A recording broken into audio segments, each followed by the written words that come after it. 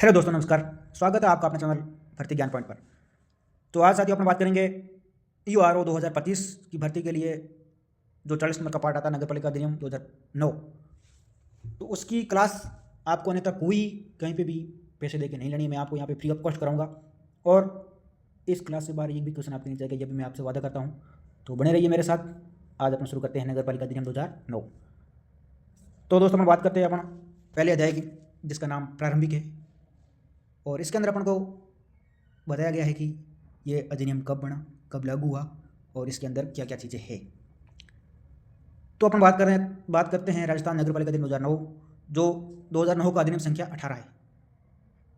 भारत गणराज्य की 60वें वर्ष में राजस्थान विधानमंडल द्वारा यह अधिनियम बनाया गया। राजस्थान सरकार द्वारा 2009 में इस अधिनियम को बनाया गया था। तो उसके अंदर धारा ये क्या कहती है कि इस अधिनियम का नाम राजस्थान नगर पालिका अधिनियम 2009 है। इसका प्रसार सावनी क्षेत्रों को छोड़कर संपूर्ण राजस्थान राज्य में है। सावनी क्षेत्र की अपन बात करें तो अपने राजस्थान में सावनी क्षेत्र एकमात्र है जो नसीराबाद अजमेर में है। यह नसीराबाद रक्षा संप्रदाय महानिदेशालय के अधीन आता है।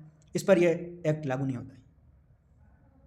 नसीराबाद को छोड़कर जो भी चतुश्रेणी नगर पालिका बोर्ड है वो राज्य की सबसे छोटी नगर पालिका है। जैसे अपन आप बात करो, जैसे ये जो वैकेंसी आती है ईओ फोर्थ, तो ये फोर्थ क्या होता है कि जो फोर्थ क्लास की नगर पालिका होती है, जो जिसकी जनसंख्या कम होती है, जितनी कम होती है तो वो उतनी ही नीचे क्लास की नगर पालिका होती है। तो जो नगर पालिका फोर्थ होती है उसके अंदर ईओ फोर्थ को लगाया जाता है। तो अभी अपन बात करेंगे कि भाई कौन सी नगर पालिका कम होती है, किस जनसंख्या अनुसार इसको डिवाइड किया गया है, कितना क्या मापदंड है। आगे अपन बात करेंगे कि क्या क्या नगर पालिकाओं का प्रकार है। तो सबसे पहले अपन बात करते हैं अधिनियम 2009 की।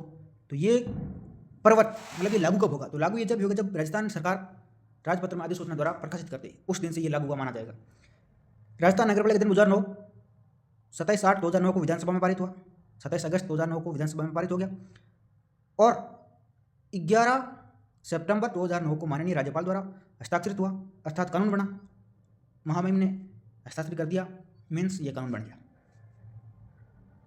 और ये राजस्थान राजपत्र के विशेषांक के भाग 4 क में प्रकाशित हुआ। मोस्ट इंपॉर्टेंट है, आपसे ये सवाल पूछा जा सकता है कि यह राजस्थान राजपत्र के किस भाग में प्रकाशित हुआ था। तो अपन को याद रखना है कि भाग 4 क में ये प्रकाशित हुआ था और 15 सितंबर 2009 से ये प्रभावशील हो गया, ये लागू हो गया था पूर्णतः 15 सितंबर 2009 से ये पूर्णतः लागू हो गया। तो अपन बात करेंगे कि भाई नगर पालिका के कौन कौन से प्रकार हैं।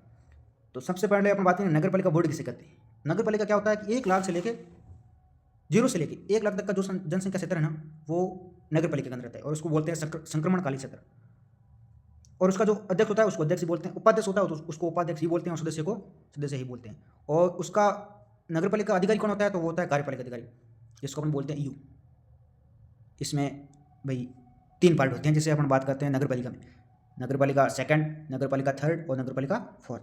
तो अपनी जो वैकेंसी निकल जाती है ये नगर पालिका फोर्थ में निकल जाती है। अपन को जैसे ही को सिलेक्ट होकर जाएगा तो उसको नगर पालिका फोर्थ में लगा जाएगा। जैसे जैसे उसका प्रमोशन होगा नगर पालिका थर्ड में आएगा, फिर सेकंड में आएगा और सीधे नगर परिषद में वो प्रमोशन हो जाएगा। फिर बात करते हैं लघुत्तर नगरीय क्षेत्र, उसको अपन बोलते हैं नगर परिषद। उसकी जनसंख्या होती है 1 लाख से लेकर 5 लाख से जनसंख्या का जो क्षेत्र होता है उसे बोलते हैं लघुत्तर नगरीय क्षेत्र और नगर परिषद उसको बोला जाता है। उसके अंदर जो अध्यक्ष होगा नगर परिषद का उससे बोलते हैं सभापति, उपाध्यक्ष होगा उसको बोला जाता है उपसभापति और जो सदस्य होगा उसको क्या बोला जाता है पार्षद। जो वार्डों के पार्षद बनते हैं उनको नगर परिषद में क्या बोला जाता है, पार्षद बोला जाता है और नगर पालिका में जाता है सदस्य। और जो मुख्य नगर पालिका अधिकारी होता है उसको बोला जाता है आयुक्त, क्या बोला जाता है आयुक्त। फिर अपन बात करते हैं वृहत्तर नगरीय क्षेत्र, जिसे अपन नगर निगम भी बोलते हैं। तो उसमें क्या होता है कि 5 लाख से अधिक का जो जनसंख्या क्षेत्र आता है वो आता है नगर निगम के अंदर। जिस शहर की जनसंख्या 5 लाख से अधिक है वो आएगा नगर निगम, वहाँ पे एक नगर निगम और उसका अध्यक्ष होगा वो महापौर होगा, उपाध्यक्ष उप महापौर कहलाएगा और सदस्य होगा वो निगम पार्षद कहलाएगा। वो क्या कहलाएगा, निगम पार्षद कहलाएगा। और वहाँ का जो मुख्य नगर पालिका अधिकारी होगा उसको आयुक्त बोलते हैं, कमिश्नर बोला जाता है। ठीक है दोस्तों, आगे अपन बात करते हैं कि भाई जैसे कई बार ये भी होता है कि भाई आरपीएससी वैसे आजकल ऐसे क्वेश्चन पूछती नहीं है, फिर भी संभावना में मान के चलते हैं कि सपोज दैट पूछ ले तो अध्यक्ष को क्या बोला जाता है, चेयरपर्सन बोला भी जाता है और सदस्य को मेंबर बोला जाता है, सभापति को प्रेसिडेंट बोला जाता है और पार्षद को काउंसलर बोला जाता है और महापौर को मेयर बोला जाता है और निगम पार्षद को कॉर्पोरेटर बोला जाता है। अब हम बात करते हैं भाई जो मैंने आपको पहले बताया था कि ये नगर पालिका के जितने प्रकार हैं जैसे सेकंड, थर्ड, फोर्थ, इनमें क्या क्या सिस्टम होता है। तो जो सेकंड नगर पालिका सेकंड होगी उसके अंदर जनसंख्या 50,000 से लेकर 1 लाख तक की। जिस नगर पालिका के अंदर 50,000 से लेकर 1 लाख तक की जनसंख्या होगी वो नगर पालिका सेकंड के अंदर आएगी। फिर अपन बात करते हैं नगर पालिका थर्ड, जनसंख्या 25,000 से लेकर 50,000 तक जिस शहर की जनसंख्या, जिस नगर पालिका की जनसंख्या होगी वो नगर पालिका थर्ड के अंदर आएगी। और रही बात अब नगर पालिका फोर्थ की, जिस नगर पालिका की जनसंख्या 25,000 से कम होगी वो किसके अंदर आएगी? नगर पालिका फोर्थ के अंदर। तो अब अगर अपन बात करते हैं कि दिनांक 4 मई 2015 को राजस्थान सरकार द्वारा अधिसूचना के द्वारा मुख्य कार्यपालिक अधिकारी को प्रतिस्थापित कर आयुक्त लिखा गया। जहाँ पे पहले मुख्य कार्यपालिक अधिकारी लिखा जाता था वहाँ पे क्या लिखा गया? आयुक्त लिखा गया। ये आजकल आरपीएससी ऐसे क्वेश्चन पूछती है, तो ये आप अवश्य ध्यान रखें कि भाई हाँ पूछ ले कि भाई राजस्थान सरकार ने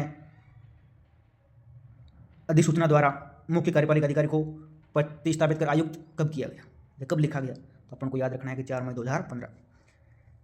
संक्रमणकालीन सत्र, लघुतर निकाय नगरीय सत्र, बृहत्तर नगरीय सत्र भारतीय संविधान अनुच्छेद 243 क्यू या 243 थ के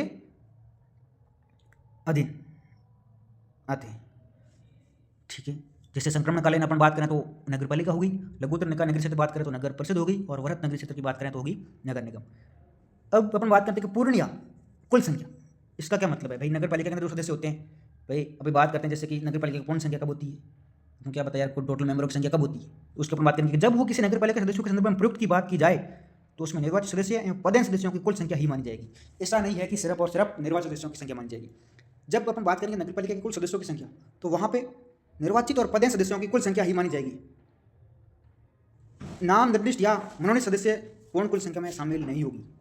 जो सदस्य नगर पालिका मनोनीत होते हैं वो कुल संख्या में शामिल नहीं होंगे। पदेन सदस्य और जो निर्वाचित सदस्य हैं उसको ही इसमें शामिल किया जाएगा। तो ये अपन आज बात की, इस नगर पालिका अधिनियम की शुरुआत की अपने, जो कुछ परिचय था वो मैंने आपको करवाया, और अपन आगे की क्लास में और बेहतर ढंग से करेंगे। पूरा सिलेबस में आपको पार्ट भी यहाँ पे करवाऊंगा, तो बने रहिए अपने साथ, और अपन बहुत अच्छा आपको रिजल्ट मिलेगा। इसका एक भी क्वेश्चन जो मैं इस क्लास में करवा रहा हूँ इससे बाहर कुछ नहीं जाएगा, ये मेरा आपके साथ वादा है। बने रहिए, तब तक के लिए धन्यवाद। मिलते हैं अगली क्लास में। जय हिंद।